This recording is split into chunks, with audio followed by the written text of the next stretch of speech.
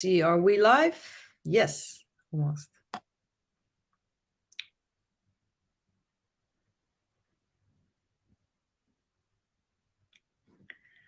Hello, everybody. Welcome to another episode of the ACSS News Broadcast on sanctions against Russia. I'm joining you today from France. I'm on the road, and I'm actually going to a couple of days skiing. So I'm trying to we'll get some replacements for you to cover what's going on this week. But this is probably the only day that you see me this week. I'll be back next week. So if you have attended these broadcasts before, we tried to make sense of the latest news on sanctions, and we'll cover new developments that came out today or yesterday or the latest Friday on sanctions against Russia. And we cover UK, US, and EU sanctions. My name is Saskia Rietbroek, and I'm the Executive Director of the ACSS, the Association of Certified Sanctions Specialists. Please visit our website at sanctionsassociation.org. So we're going to cover as I said, we're going to cover a summary of the sanctions development related to the ongoing conflict involving Ukraine. And as I said, I primarily focus on US, EU, and UK, but today also a few words on some new developments in Australia. We'll start with OFAC, the US. So OFAC on Friday announced a new general license. So this general license is a license that allows certain transactions that were prohibited under the very broad Donetsk and Luhansk executive order that was issued previously. So this executive order, if you remember, it was very broad, so-called territorial or comprehensive sanctions on these regions, almost similar to this sanctions imposed on Crimea a couple of years ago. And this executive order basically prohibited US persons from dealing with or doing business in anything related to these covered regions, like new investments, imports of any goods and services and technology, exports or sale of goods, and any goods, services, or technology from the US to these regions. And also was prohibited to do any approval, financing, facilitation, or guarantee of these business dealings. So since this executive order was issued, there were already a couple of other general licenses, for instance, the normal ones, right? Agricultural commodities, medicine, medical devices, replacement parts and components for medical devices, personal remittances, and humanitarian activity. And this license that was issued on Friday, General License 24, prohibits a very specific group of transactions. That's called General License 24, and it authorizes the provision or receipt of civil maritime services performed by individuals that are normally resident in these sanctioned regions. And there's a couple of ifs and buts. So the services have to be provided outside the regions, and the services cannot be provided on behalf of an entity located or organized in these covered regions. So that is what I saw coming out of OFAC. Now let's go to Europe. There are no new sanctions yet. I heard some rumors that there's a fifth package, but I haven't seen it yet. So the only thing that I found was there was an announcement by the European Union about its Freeze and Seize task force. And this announcement was on Friday. So what is this task force? The Freeze and Seize task force is basically a group of government officials, and they are set up to coordinate the implementation of sanctions against Russian and Belarus oligarchs at the EU level. So this is the implementation, of course, is very important. This is where the rubber hits the road. And I think these task forces can have an important role. So what did they announce on Friday? They said that it has stepped up its action at the international level, so beyond the EU, right? And it will work alongside this new task force that I covered in the broadcast on Friday, the Repo Task Force. This is the US, actually an international task force that includes this Seize and Freeze Task Force. So they're going to work closely together. So that's a great sign. It's going to be very important to have these multilateral efforts to go after the yachts and the jets and the other assets owned by the oligarchs. So this was the announcement. A little bit of background on this task force. So it was set up by the European Commission to make the implementation of the EU sanctions more effective, right? In particularly related to the Russian and the Belarus oligarchs.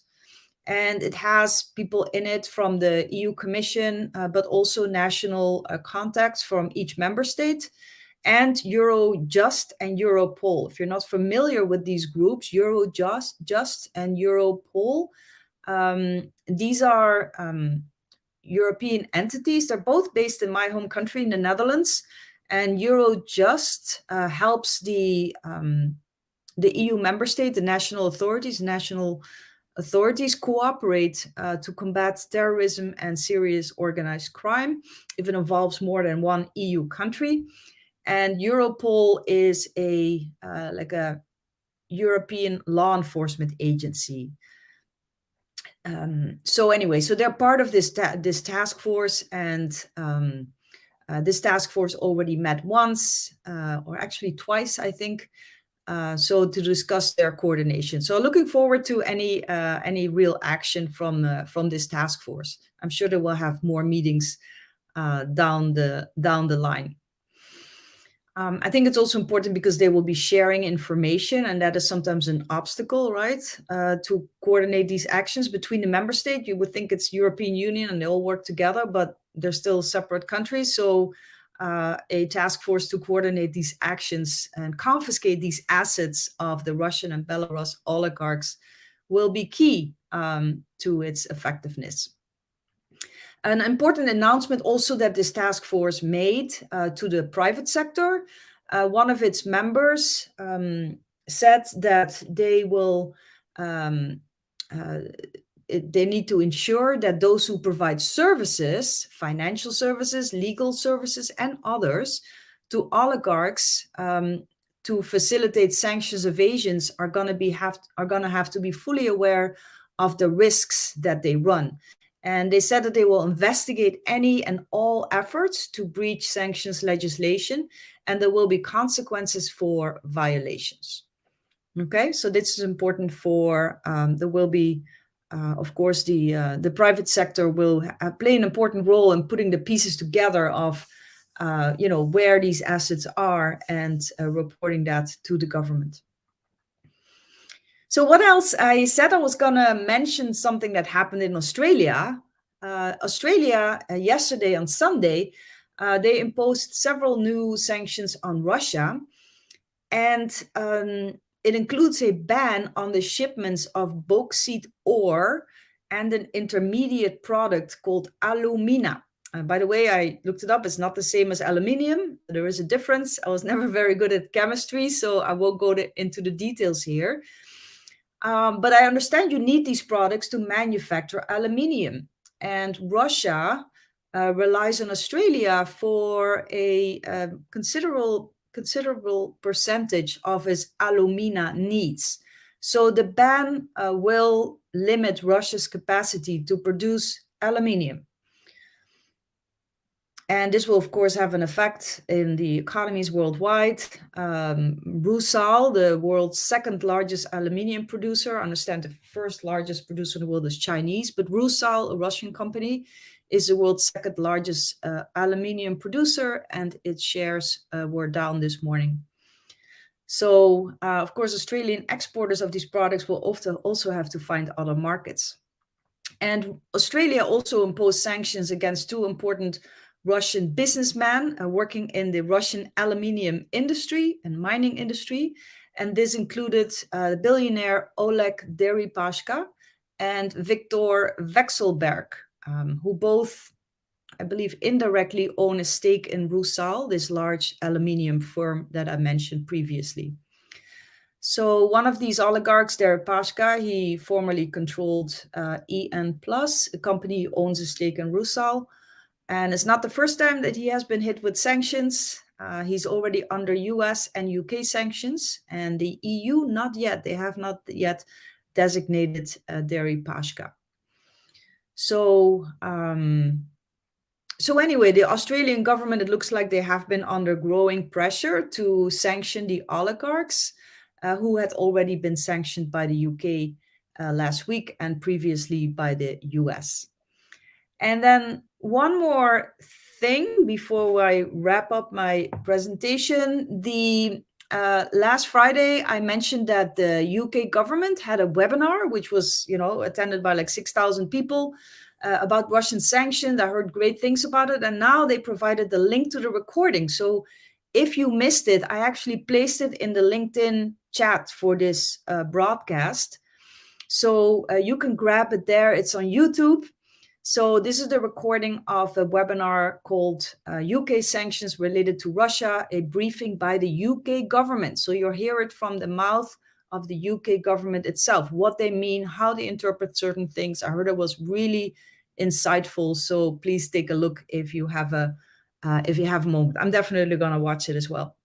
So I wish you all, a nice rest of the day. I'm going to ask my colleague if there are any comments that came in or any questions.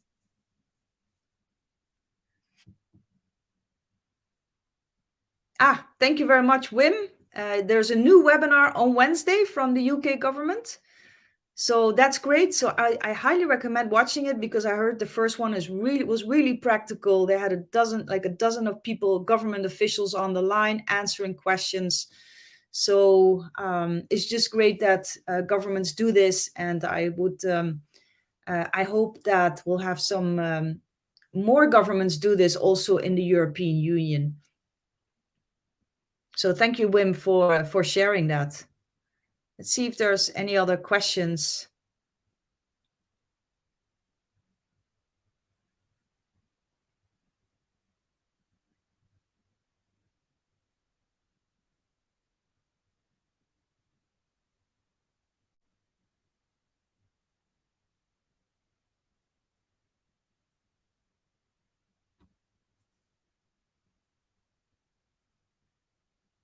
The new webinar is on Thursday. Okay, thank you very much for that. So there is another webinar from the UK government on Russia sanctions on Thursday. So I'll definitely, I'll be skiing. So I won't be able to make it this week. I'll watch the recording. So anyway, thank you so much for listening in today. I'll be back myself next week, but there will be a few colleagues of mine covering on Wednesday and Friday. So please join them, and I look forward to seeing you all again next week. Thank you so much, and send me a message on LinkedIn if you want with any further questions, and I look forward to seeing you again. Bye-bye.